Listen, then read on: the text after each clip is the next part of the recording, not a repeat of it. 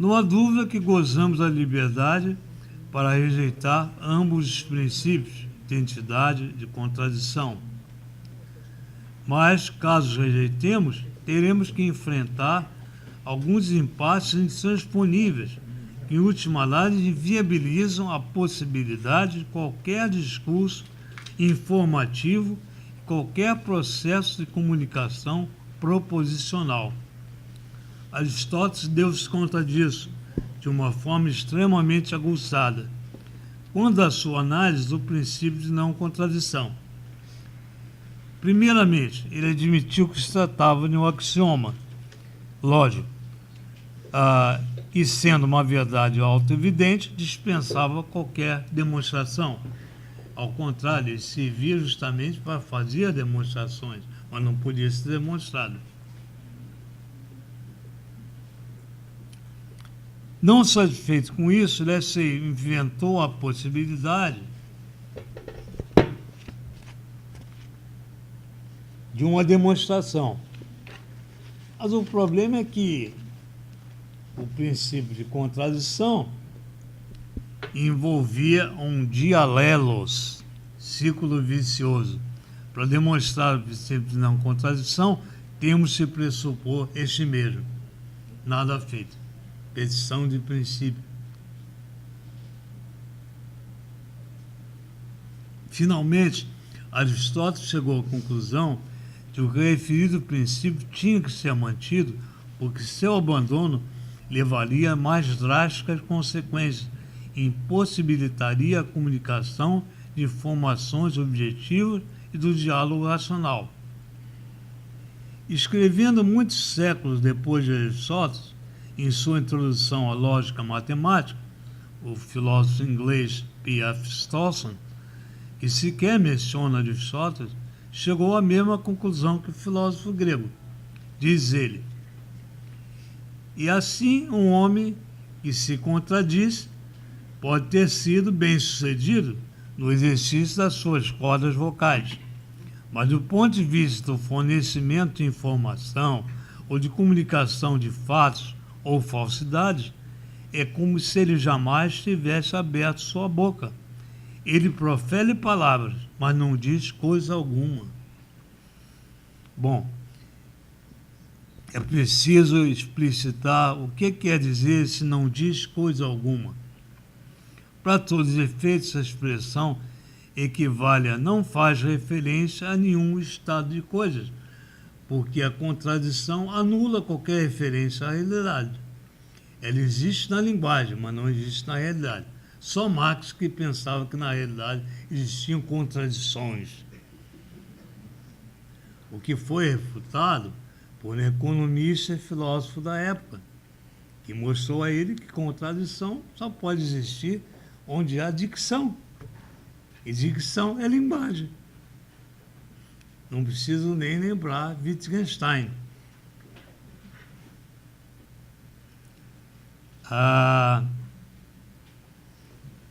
Para todos os efeitos, a expressão não diz coisa alguma é equivalente a não faz referência a nenhum estado de coisa. Porque contradições anulam a função referencial. Ou, como prefere dizer Wittgenstein, contradições e tautologias não são autênticas proposições, são justamente os limites do dizível. E nesta condição, nada dizem sobre o mundo. Aqui é um negócio um pouco complicado, mas no livro de Wittgenstein, Tratados Lógico-Filosóficos, ele procura construir uma teoria da probabilidade. E essa teoria da probabilidade tem dois limites, que são justamente a contradição e a tautologia. Tautologia é dizer que o homem é homem, o branco é branco, João é João, quer dizer, uma proposição vazia de conteúdo, embora ela seja logicamente importante, porque funciona justamente como um limite para se articular uma teoria da probabilidade. Quer dizer, entre o impossível e o certíssimo por ser óbvio. A probabilidade está justamente nesse limite. não é nem o certo nem o impossível.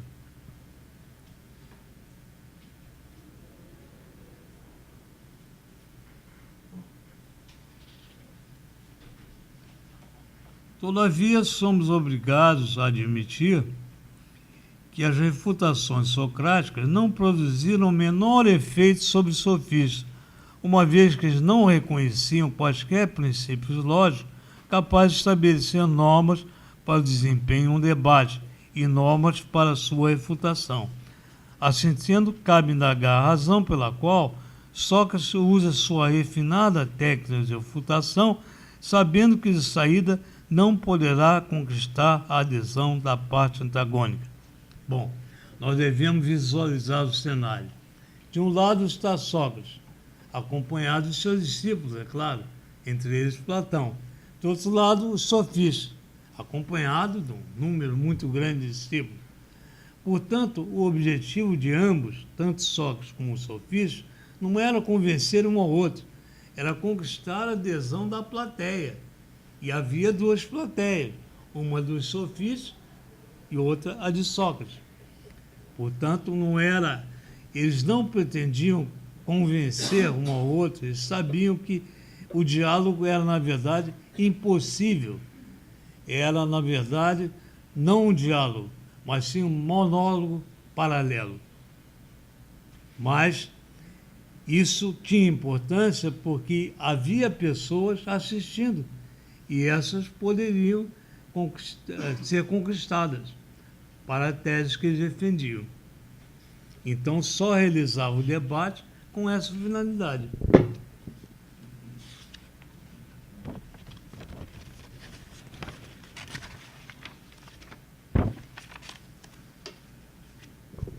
Podemos aventar a hipótese de que Sócrates está perfeitamente consciente de que não pode conquistar a adesão da parte antagônica. Porém, isso não impede que ele possa convencer ao menos alguns membros da plateia, por sua posição, os mais sensíveis a uma refutação bem feita, apoiada em princípios lógicos. Podemos aventar também a hipótese que o sofista está perfeitamente cônscio de que não pode conquistar a adesão de Sócrates, uma vez que este se mostra imunizado em relação a qualquer tipo de falácia.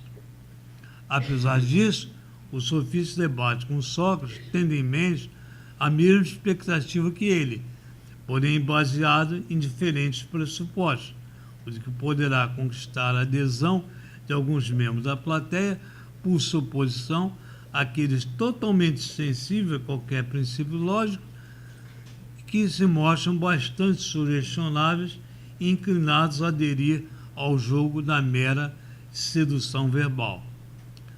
Na realidade, a pequena plateia da Ágora ateniense é o protótipo da grande plateia do discurso filosófico ao longo da história da filosofia, que nem sempre tem apresentado filósofos tipo Sócrates e filósofos tipo sofista, endereçando suas mensagens para um público composto de receptores sensíveis à lógica e insensíveis à sedução verbal, ou insensíveis à primeira e sensíveis à segunda. Caso recusássemos a hipótese de que o debate entre Sócrates e sofistas visava tão somente a conquista de uma pequena plateia, ficaríamos diante de uma alternativa cruel, a de ter que considerar esse debate um autêntico diálogo de surdos ou monólogos paralelos, pois, considerando a divergência radical entre ambas as partes polemizantes, no tocante à finalidade do discurso filosófico e às regras do jogo, seria uma grande ingenuidade pensar que qualquer uma das partes nutrisse a mínima expectativa de conquistar a adesão da outra. Guardadas as devidas proporções, os sofistas eram os marqueteiros políticos que preparam hoje candidatos para aparecer em comícios na TV, ou seja, não importa o conteúdo do que diz o candidato, nem o modo como ele se expressa, desde que não produza uma imagem negativa para o eleitor. Todavia, pensamos que é um lamentável equívoco entender que o discurso filosófico, que o discurso endereçado por um candidato a outro, ou seus possíveis eleitores, está inexoravelmente marcado pela sedução verbal e se faz totalmente diferente a princípios lógicos e a função referencial da linguagem, fatos públicos e notórios, etc. É importante não confundir a parte com o todo, não confundir o discurso político sério com essa forma degradada que os gregos chamavam de demagogia, capaz de transformar a democracia em uma oclocracia, governo da plebe, segundo Aristóteles. Para Aristóteles, todas as formas de governo têm seu aspecto positivo e negativo. Todas elas podem degenerar para o seu aspecto negativo. No caso da democracia, ele aceitava a democracia, mas fazia advertência de que ela corria sempre esse risco de se transformar na oclocracia, ou seja, o governo da plebe. É julgar pela concepção sofista de discurso político, conferindo toda a sua ênfase nos fins em detrimento dos meios, não temos outra alternativa senão concluir que eles não passavam de autênticos demagogos, fazendo promessas que de saída sabiam não poder cumprir, como por exemplo a de garantir a um jovem o sucesso de qualquer debate, desde que este desembolsasse por puras quantias com o pagamento das suas preciosas lições. Coube a Sócrates o papel de desmascarar esses frutos indesejáveis e não pretendidos da emergência da democracia ateniense. Essa forma de democracia direta fracassou, mas o espírito democrático não morreu. Experimentou e continua experimentando transformações e aperfeiçoamentos. Os sofistas também não morreram. Experimentaram metamorfose ao longo das épocas e chegaram ao nosso tempo em diferentes roupagens. Uns garantindo a salvação da alma a preços módicos, outros trocando esmolas por dentaduras ou por votos. Outros camuflando a incapacidade de pensar com a embalagem de proferimentos tão encantadores quanto ininteligíveis, ou com fórmulas matemáticas obscuras. E outros ainda cobrando caro por técnicas sofisticadas, capazes de fazer a hermenêutica dos sintomas perversos, exorcizar as piores mazelas da psique. Temos uma variada fauna de sofistas, mas infelizmente não temos nenhum Sócrates.